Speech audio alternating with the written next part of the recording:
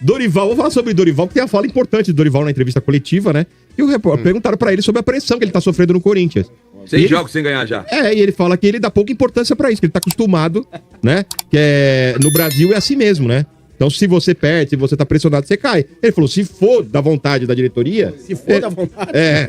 Basicamente ele quer dizer isso. Que ele tá em contato com os diretores, com o presidente o tempo inteiro. Se for da vontade dele, ele vai cair, entendeu? Mas que ele tá só se preocupado com o trabalho dele, do dia a dia que ele faz no Corinthians e tudo, né? Ele falou sobre isso. Que ele... Trabalho ruim, por sinal, né?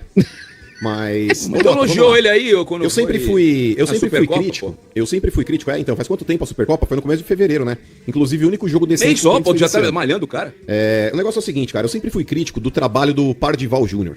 Pardival Júnior. Pardival, de professor Pardal. Então, o Pardival, o Motinha, ele sempre foi alvo de críticas da minha parte. E durante muito tempo eu fui taxado de corneteiro. Mas as Dorilovers aí que adoravam o trabalho do Dorival e essas desculpas esfarrapadas que ele utiliza, porque o calendário é apertado, o calendário é desumano, quer dizer, só pro Corinthians. Ninguém mais joga no Brasil, é só o Corinthians que joga. Então ele fica com esse discursinho ridículo, e tem torcedor ainda que é trouxa e abraça, velho. Ao invés de cobrar os jogadores, ao invés de cobrar realmente a postura mais enérgica do Dorival, não cobram. E batem palminha. Mano, você pega no pé do cara, olha o calendário. É absurdo. O absurdo é o cacete, velho. Os caras jogam 2 vezes por semana e estão morrendo, velho. Essas porra aí são um atleta profissional, velho. O que enche o saco, o que de fato aí, daqui a pouco vão falar, mano, tá querendo lacrar. Não quero lacrar. Com relação ainda ao trabalho do Dorival, Motinha, quando ele vem com essas desculpinhas e que inclusive torcedor, que gosta de abraçar discursinho de quem tá em ar-condicionado aí, também gosta também, porque é desumano mesmo, né? O jogador joga 2 vezes por semana. Desumano. É o cara sentar, sei lá, 12, 14 horas num carro de aplicativo pra levar a gente pra cima e pra baixo. É desgastante, é o cara ficar 8, 10 horas numa obra carregando peso. Isso é desgastante. Descarregando carreta. Isso é desgastante. O jogador tem uma mordomia do cacete e gostam de romantizar o desgaste do jogador. Gostam de vitimizar o jogador em todos os sentidos. Pra mim é ridículo isso. É ridículo, não faz sentido nenhum. E o Dorival, ele vive escorado nessa desculpa furada. É que agora ele parou de usar porque ele ficou 11 dias parado, e quando ele voltou contra o Curitiba, o Corinthians não jogou bosta nenhuma. Então ele viu que ia ficar constrangedor ele adotar esse discurso de novo, apesar que ele não estava no banco, ele era o filho dele na última partida, mas se fosse ele também não usaria. Assim como ele não poderia ter usado nesse final de semana também.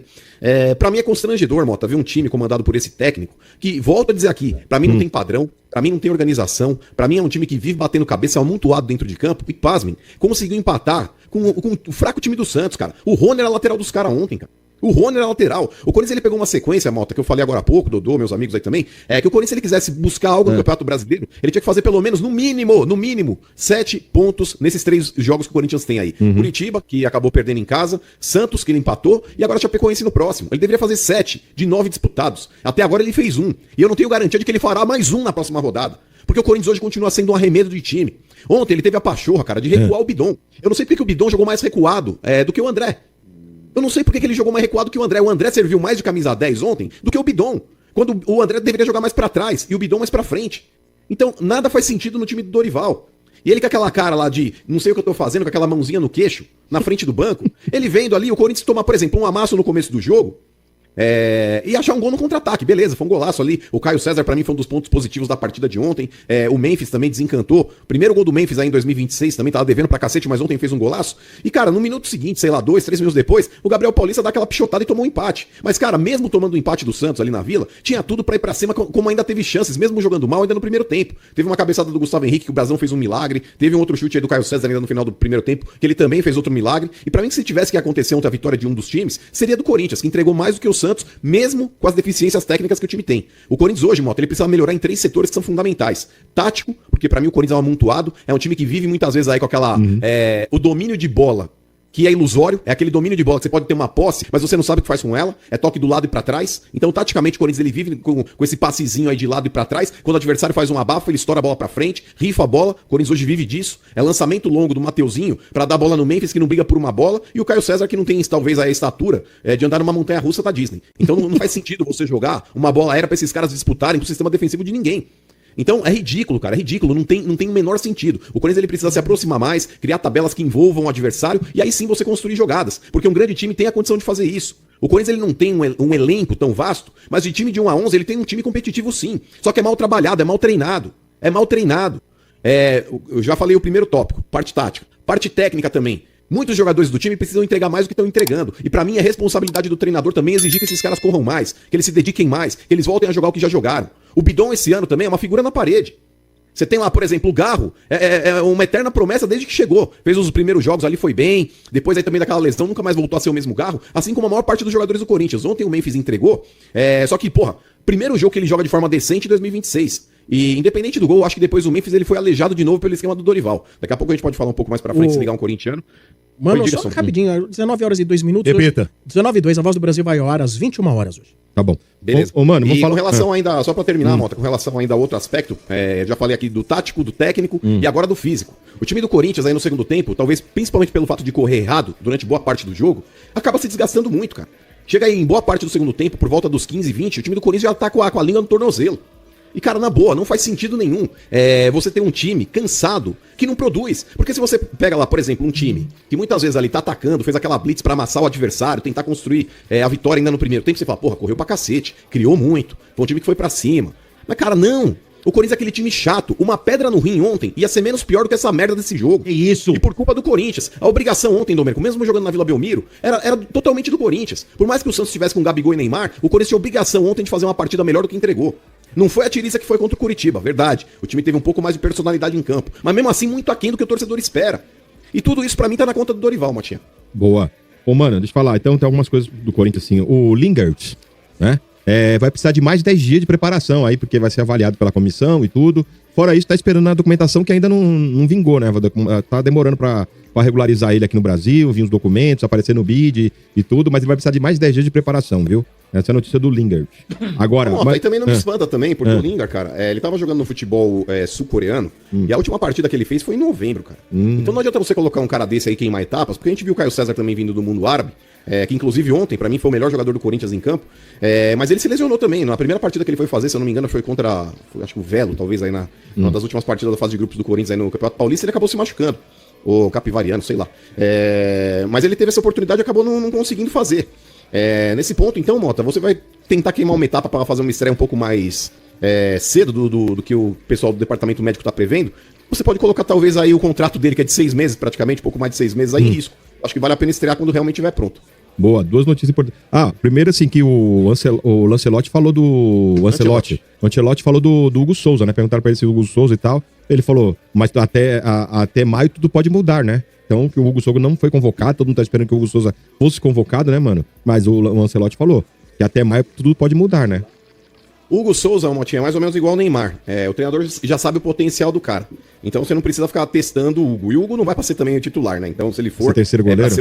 Pra ser, no mínimo, muito ambiciosamente, o segundo goleiro. Mas eu acho que se ele for convocado é pra ser o terceiro. E é bom ele não ser convocado também, porque como eu falei do Garro, falei do Bidon, o Hugo também é um cara também que precisa treinar um pouco mais pra voltar a fazer o que ele fez no ano passado. Esse ano, em boas partidas, ele também cometeu algumas falhas, inclusive que resultaram em gols. E muitas vezes talvez possa ser também pelo fato de já achar, tô indo pra seleção brasileira, tô bonito na foto. Então é bom que todo mundo dentro desse elenco se cobrar um pouco mais pra entregar um pouco mais também. Vamos ver, André Carilho foi convocado pro Peru, viu, mano? E mais uma notícia importante, Pedro Raul pode ser emprestado, né? O Corinthians, lá dentro do Corinthians falava muito nisso, né? Só que, por exemplo, o Corinthians só quer emprestar se pagarem o total do salário dele. Parece que a primeira... vai contratar ele, o Irã? Vitória estaria interessada. Eu achei que era o Irã, porque lá que os caras estão precisando de bomba, né? É isso, mano. Mandar uma bomba dessa pra lá, porque te falar, mano, esse maluco aí, pelo amor de Deus. Ruim. Eu sei que todo mundo merece, às vezes, uma segunda chance, mas quantas segundas chances esse cara já teve e nunca provou nada, mano? Principalmente no Corinthians. Então, se der pra mandar pra lá, manda pro Vitória. O ano passado ele tava no Ceará, já conhece bem o Nordeste brasileiro, então se alguém tiver interesse mesmo, pode mandar. E o Corinthians tá fazendo sondagem pelo Arthur Cabral do Botafogo, mano. Esse aí também, Motinha, é outro que pintou recentemente o interesse, mano, mas acabou não dando liga, mano. E de verdade, Mota, eu não sei até que ponto que vale tanto a pena... Esse é aquele que jogou no Palmeiras? É ele, né? Que era bom, depois viu, foi vendido, enfim. Ele era bom. Então, mas, ô Dodô, depois nunca mais vingou em lugar nenhum, cara. Ele jogou um pouquinho. Pedro Raul. Jogou no Bragantino, ele jogou bem. Né? Não, ele jogou no exterior aí também, tá ligado? Mas nunca mais teve a possibilidade de estourar mesmo aí, falar, porra, o Arthur Cabral aí. Ele voltou pro Botafogo, né, se não me engano, né? Foi. Mas no Palmeiras ele também não teve, né? Aquela firmeza. Não. Incrível, né? E ele era da categoria de base do Palmeiras, né? Ô, mano, e a última notícia aqui, a defesa do Andrés pediu adiamento do depoimento na comissão de ética do Corinthians. Seria hoje, né? Vai fazer por videoconferência e tudo, né? A justiça rejeitou a denúncia do Ministério Público, hein? Não, mas por lavagem de dinheiro. Por lavagem de dinheiro, por lavagem de dinheiro. Os outros continuam vigentes.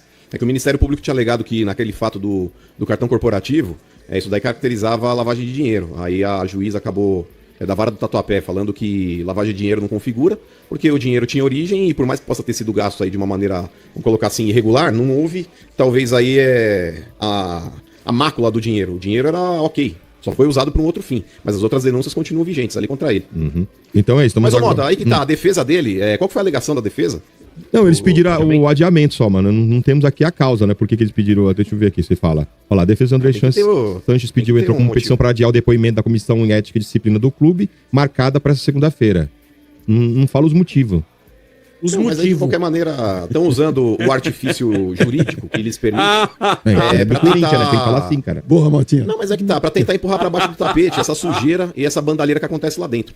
Então, vão usar de todas as maneiras ali, subterfúgios. Isso vai longe, Maurício. Pois é, e ali dentro do Corinthians, RG, eu não sei até que ponto que também não estão comemorando. Pô, isso aí é advogado. Quiser entrar na próxima também, pega um atestado, aí liga pra nós, aí que a gente admite de novo por mais 6 meses. Pois é, Motinha, porque o Andrés, dentro do clube, ele é um cara que ele sabe muita coisa de muita gente, né? Inclusive da própria mídia, quando muitas vezes eu participei de programa com ele lá, ele falava, porque na própria mídia eu peguei e falei, a própria mídia é muita gente, dê nomes aí, você tem alguma coisa contra alguém, você fala. Aí ele nunca quis apontar, mas eu não sei se na mídia também ele não conhece podre de algumas pessoas. Mas é bom mesmo aí esse comitê de ética ficar esperto, porque a torcida do Corinthians está de olho. A torcida do Corinthians está de olho. Eles demoraram tanto tempo, Mota, sendo que o Ministério Público entregou mastigado, através até daquela entrevista coletiva que o Cássio Conserino, o promotor, acabou dando aí na sede do Ministério Público, falando a respeito de todas as irregularidades aí que o André Sanches promoveu com o seu cartão corporativo do clube. E o Comitê de Ética parece que só descobriu a semana passada aí. Estamos averiguando. É sempre essa a frase ridícula que eles usam lá dentro. Mas vamos aguardar o desfecho e as cenas dos próximos capítulos. Boa. Bem, vamos falar do Corinthians e vem pra gente falar muito do Coringão, tá? Quero começar na questão política, que é a mais chata, porque nesta semana, né, alguns conselheiros, né, principalmente os vitalícios, vão tentar recolher algumas assinaturas. A ideia é recolher cerca de 40 assinaturas para tentar um abaixo-assinado aí, visando o impeachment do presidente do Conselho Deliberativo do Corinthians, Romeu Tuma Júnior. Qual a intenção? Né? A intenção é que, né, eles são contra, né, muitos são contra a reforma, né, do novo estatuto. Enfim, tem a questão do fiel torcedor, que pelo jeito incomoda, né, bastante aí os conselheiros, né. Enfim, a gente vai ter que aguardar, né, para ver como, né, que eles vão tomar essa decisão, se vão conseguir realmente recolher assinaturas, né, para que o Romeu Tuma Júnior venha sofrer um processo de impeachment, tá? Então, a situação do Corinthians, tá? A situação do Corinthians política pegando fogo no Parque São Jorge. Eu queria te passar isso. Pegar essa, meu irmão. E o Hugo Souza aí não foi convocado para a seleção brasileira. O Ancelotti escolheu o Bento, escolheu o Edson, né, claro, junto com o Alisson. Eu acho que, né, pelo jeito, o Hugo Souza não vai, né, disputar a Copa do Mundo. Eu acho que faltou um pouco de humildade para o Hugo Souza reconhecer que ele tem uma deficiência na saída do gol, né, tanto com os pés, né, como também pelo alto, e ele poderia trabalhar isso, porque é um grande goleiro, tem uma impulsão muito grande e um grande pegador de pênaltis. Eu acho que ele poderia se aprimorar mais, mas para isso ele tem que reconhecer, né, os seus defeitos, tá? Vamos falar eu só quis dar um pitaco aqui no Blend em relação ao Hugo, mas eu quero falar do nosso querido Pedro Raul, né? O Pedro Raul, ele recebeu uma proposta do Vitória, tá? Só que o Vitória queria que o Corinthians pagasse metade do salário do Pedro Raul, como o Corinthians fez, né, no empréstimo junto com o Ceará na temporada passada, e o Corinthians não está afim de rachar esse salário, pelo menos por enquanto. Eu não vou falar que o Corinthians vai se manter irredutível em relação a isso, porque depois, se não pintar nenhuma proposta para o Pedro Raul, talvez o Corinthians possa avaliar novamente, né, esse tipo de proposta aí, rachando, né, dividindo o salário. Por quê? O salário do Pedro Raul é de 720 mil reais. Então é complicado você ver o Vitória da Bahia, né, pagando, né, eles não gostam de falar Vitória da Bahia, né, o Vitória de Salvador, eles não gostam, né, de ver o Vitória, eles não querem, né, eles não têm condição de pagar 720 mil hoje para um central. Eles querem que o Corinthians pague metade, como fez com o Ceará. O Corinthians não está muito afim. O Corinthians quer, na verdade, negociar o Pedro Raul em definitivo ou usá-lo como moeda de troca. Enfim, a última hipótese é realmente emprestar, ajudando, né, pagar o salário. O Corinthians até aceita emprestar também, né, claro, né, o clube pagando 100%, mas enfim, acho que o Corinthians não vai ser irredutível até o final, vai aguardar mais propostas, mas por enquanto essa do Vitória está rejeitada, porque o Corinthians não quer pagar metade do salário, né? Isso já acontece lá com o Kaká, né? O Corinthians emprestou o Kaká para o Vitória, e agora, né, o Vitória tentando aí o Pedro Raul, mas por enquanto Corinthians não quer rachar o salário, não quer ajudar o Vitória a pagar o salário do Pedro Raul. E aí, Fiel, concorda com as palavras do Mano? Acredita que realmente Hugo Souza não mereceu, não tá merecendo estar nessa lista da seleção brasileira? Carlo Ancelotti, que não chamou o goleiro, chamou Ederson, Alisson e o goleiro Bento. Mano falou que o Hugo Souza já tá se achando grandão aí na foto, tá precisando baixar um pouco a bola, treinar mais, aquele Hugo Souza de antes, que realmente fazia vários milagres ali na partida, tem falhado, tem tomado gols que um goleiro de nível seleção não deveria tomar, na opinião do Mano aí. Ele ainda não perdeu total essa vaga na Copa, ainda acredito, e eu acho que o Mano, pelo que ele falou ali, um goleiro que tá agradando ao Carlo Ancelotti, não precisa a todo momento estar sendo convocado. Eu acho que essa lista também do Carlo Ancelotti é mais para teste. Ele já tem alguns jogadores confirmados para a Copa. Eu acredito que o Hugo Souza está entre eles. Mas sim, o Hugo Souza tá devendo futebol, precisa melhorar. Claro, se destacou nas disputas de pênalti ali contra a Portuguesa, entre outros pênaltis que ele vem defendendo, mas durante as partidas não tá sendo aquele Hugo Souza que a gente já viu há algum tempo atrás. Isso eu concordo, não sei sua opinião, deixa aí nos comentários. Mas ainda assim, para mim, não merece ficar de fora, principalmente pro lugar do Bento, né? Ederson, sei lá, até que talvez pelo Ederson ter mais experiência, o Alisson também, mas no mínimo ali terceiro goleiro hoje, o Hugo Souza para mim merece sim ser cravado como jogador aí da seleção brasileira. E sobre o Pedro Raul, não dá. Para mim também emprestar para ficar pagando metade do salário, deixa o cara aí, uma oportunidade que vem em alguma partida, tiver precisando, coloca o cara lá e vê no que dá. Mas para mim tinha que vender, negociar logo esse cara, se desfazer do Pedro Raul, porque não deu certo. Já é a segunda, terceira, quarta oportunidade e trazer Arthur Cabral para mim é um segundo Pedro Raul. Não acho que é jogador pro Corinthians, não tá bem lá no Botafogo, vai chegar no Corinthians para fazer o quê? 2 Pedros Raul no time? Tem um salário alto também, em torno de 1,5 milhão, pelo menos foi o que falaram aí na mídia. Então, pelo investimento que o Corinthians está querendo fazer hoje, a janela de transferência que fez no início do ano, não é jogador para o Corinthians e o Stabile já vetou a chegada aí do Arthur Cabral.